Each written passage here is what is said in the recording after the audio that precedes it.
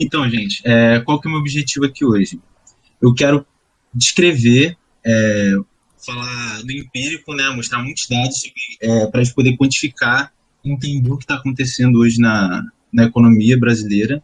E também eu quero dar aportes teóricos e conceituais para vocês entenderem o economês, que normalmente... Eu me lembro, antes de eu fazer faculdade, quando eu via no jornal, economista falando, economistas discutindo, eu tinha muita dificuldade para entender. Eu acho que com essa conversa, né, com tudo que eu vou tentar explicar aqui para vocês hoje, vocês vão conseguir ter capacidade de formular uma análise crítica a respeito das notícias que vocês recebem no dia a dia.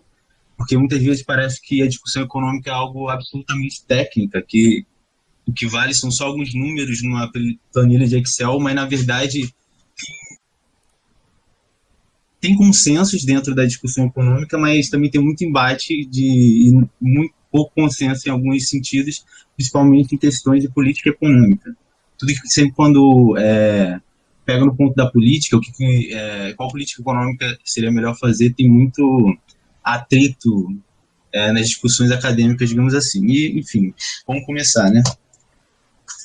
Aqui eu vou falar dos impactos econômicos da pandemia. E o primeiro ponto, o meu objetivo é começar básico, de senso comum, e aos poucos a gente vai caminhando na complexidade, na profundidade, para entender essa complexidade toda que existe no nosso mundo de hoje, né? Então, o primeiro ponto mais importante que eu acho que a gente tem que entender sobre essa pandemia, como ela impacta na economia, é que essa é uma crise única na história, tá? Por quê? Primeiro ponto, ela é uma crise econômica que ela não tem suas origens fundadoras em aspectos, digamos assim, puramente econômicos, certo? Ela, na verdade, é uma crise sanitária. Esse termo sanitário é para referenciar a saúde pública, tá? Então, ela é uma crise sanitária que causou uma crise econômica por causa da pandemia, tá? Esse é o primeiro ponto. Então, muita gente, você pode ouvir falar, isso é uma crise com causa exógena ao sistema econômico, justamente por isso, porque ela não é endógena, ela não vem de dentro do que normalmente as pessoas entendem como sendo coisas puramente econômicas, certo? Então, é uma crise sanitária que gera uma crise econômica. Então, agora a gente vai entender como que de uma crise sanitária vira uma crise econômica, tá? Eu separei 3 aspectos fundamentais para entender essa ponte do crise sanitária para a crise econômica. O primeiro é uma característica dessa doença que faz ser necessário o distanciamento social, né? Ou seja, isso vocês já estão careca de saber, né? A doença causada pela Covid-19, ela não faz com que os sintomas de muitas pessoas sejam manifestados de forma muito evidente. Então, uma pessoa pode estar infectada e não saber, e ela ser um vetor de contaminação para as outras pessoas. Justamente por isso, você precisa fazer um distanciamento social das pessoas para quem está infectado não repassar essa doença, né, adiante. E esse ponto, ele é importante porque o distanciamento, ele controla, né, a dispersão da doença, e essa é a origem da crise sanitária, né? Isso daí já deve ter careca de saber, aquele papo de achatar a curva, e a crise sanitária ela se dá para o sistema de saúde ele ter capacidade de atender todo mundo que necessita, né?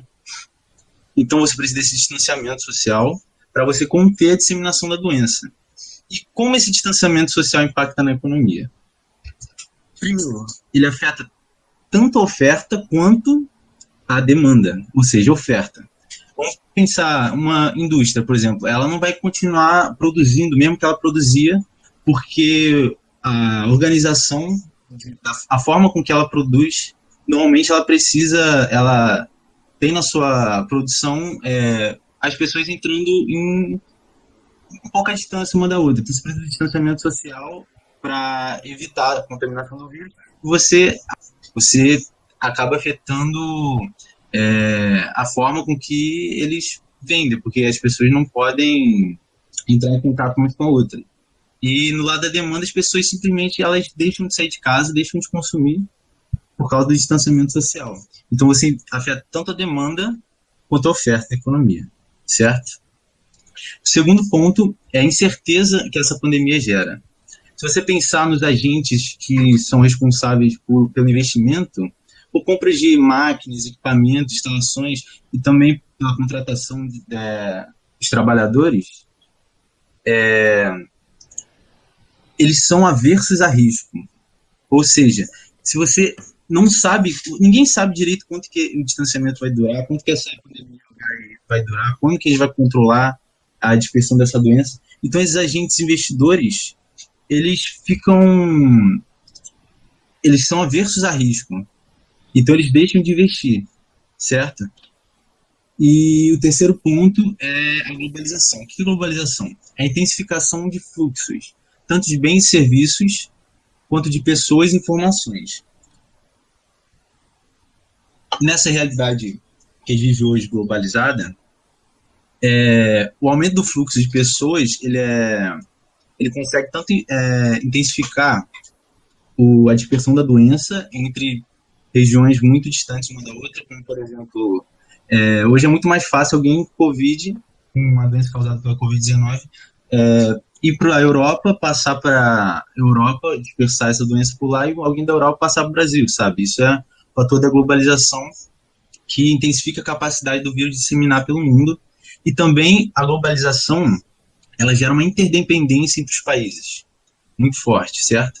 Então, por exemplo, por mais que por algum milagre um país ele não seja afetado por essa crise sanitária e, portanto, a crise econômica não teria tanto impacto na economia dele, se não fosse pela globalização, cara. Com a globalização, todo mundo que ele vende e que ele compra, que foi afetado pela crise, vai afetar a economia dele. Então, por exemplo, o Brasil. O Brasil exporta carro para a Argentina. Se a Argentina está com dificuldade econômica, eles vão deixar de importar carro do Brasil. Isso impacta a nossa indústria de carros, entende? Então, esses são os três aspectos que fazem uma crise sanitária virar uma crise econômica, certo? E esses têm outros aspectos, esses foram os principais que eu separei aqui para a gente hoje. Vou avançar. E aqui, ó, essa vai ser minha análise. Eu vou dividir ela em 4 pontos. O primeiro, que vai ser agora, vou tentar quantificar o impacto dessa crise para vocês, que está vivendo hoje.